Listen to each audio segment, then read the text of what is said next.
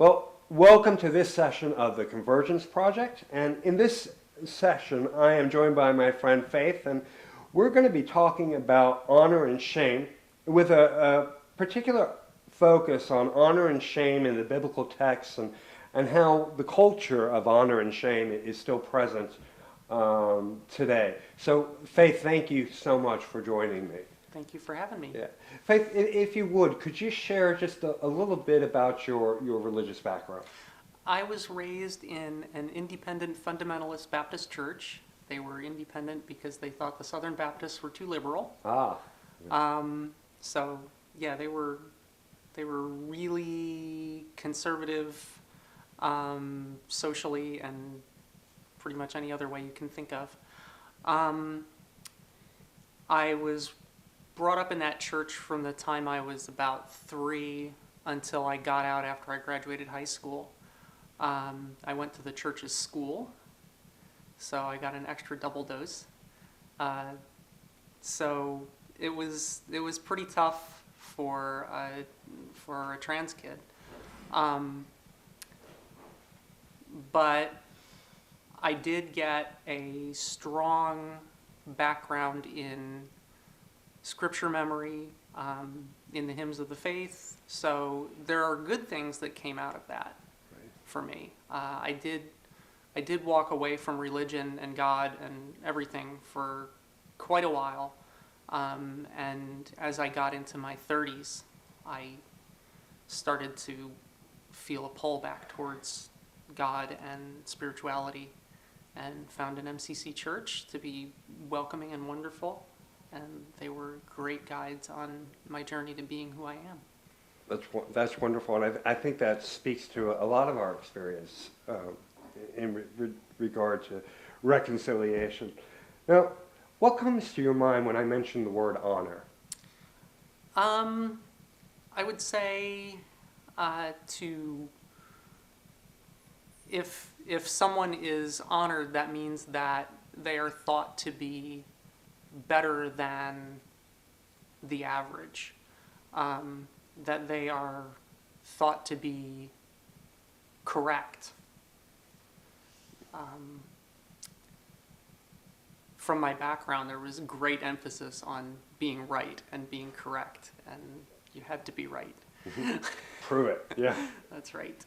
How about shame? What comes to your mind when I say the word shame? Shame is wow, I think when you get right down to it, it's a tool of oppression. It's really used to enforce conformity to whatever standards that a particular community has set. Now, within, and not just in the church, but in our culture in general, what do you think gets someone the most honor? What produces the most honor? What are our qualifications for honoring? I think in the culture as a whole, probably the number one thing is money and the display of it. That would be number one. Number two would be conforming to societal standards of attractiveness, whether it be physical beauty or weight or what have you, fashion, that sort of thing. So I would say that's probably the number two form of honor in the culture.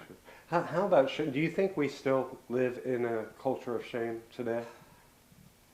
Yeah, there's still shame out there. I mean, there are a lot of people probably who maybe should be ashamed of how they behave, but yeah, I mean, there are definitely things that are shamed. I mean, weight is shamed really heavily. Anybody who doesn't comply either on the too thin side or the too heavy side. Right. That there's a lot of shame around that. And there's also a lot of shame, again, about money. In general, people hate the people who are richer than them, and they look down on the people who are poorer than them. Yeah, I would agree. Now, we talked about your your background in the Baptist church and in your Christian high school, can you think of an experience, if you don't mind sharing, where your religious community of origin made you feel shamed in regard to being trans? I was pretty good at hiding it. I learned really early on that it was not a good idea to show any sort of femininity.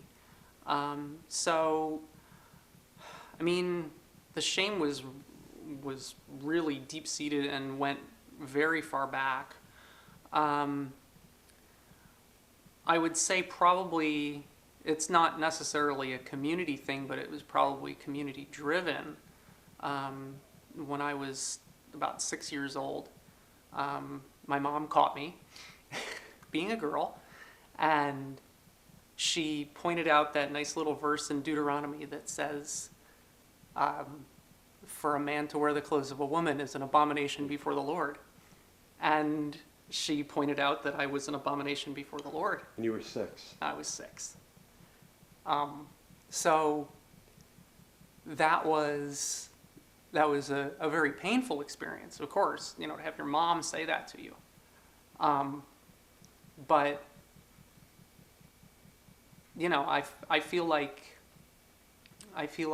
she was doing what she thought was the best thing to do, given the knowledge that she had at the time. Yeah, I don't think it was done out of any kind of malice, as hurtful as it was. If you would be able to say one thing to a young transgendered person who was back in that high school that you came from and experiencing the same things that you experienced, what advice would you give them?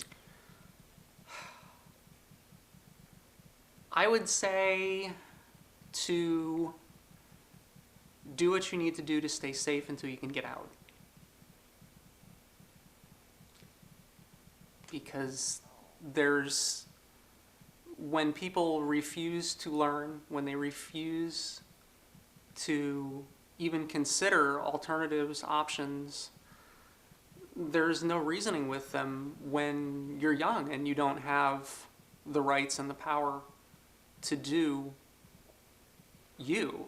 to be yourself. So the best thing you can do is to just do what you need to do to be safe and get through it, because you will get older, and once you're older and you're out of that situation, you can be who you know that you are. If you had one thing that you could say to a transgendered teenager, young person who's struggling with identity issues, and let's pretend that they're part of the high school that you came out of, or the very conservative faith community that you came out of, what would you say? Boys don't want to be girls. And what do you mean? What I mean is, I was probably about 12 before I figured out that all the other boys didn't want to be a girl when they grew up. And you just took it as a given. I thought everybody wanted to be a girl. Girls are better. Okay. And combined with staying safe until you can find an affirming community. Yes. Yeah. Thank you so much. I think that's an important point.